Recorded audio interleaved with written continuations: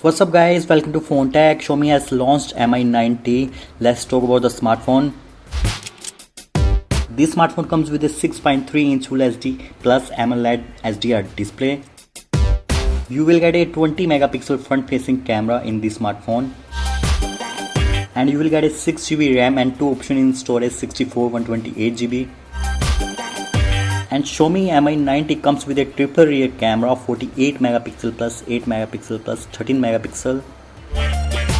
And this smartphone comes with a 2.2 GHz octa-core processor and Snapdragon 730 chipset, and you will get a fingerprint sensor on display. And talk about the battery, it has a 4000 mAh non-removable battery with fast battery charging. And talk about the operating system, it has Android 9 with MIUI 10. And now talk about the expected price, it's 25,800 in India rupees and 370 in US dollar. And thank you guys for watching my video. Don't forget to subscribe my channel and click on the bell icon for new video update.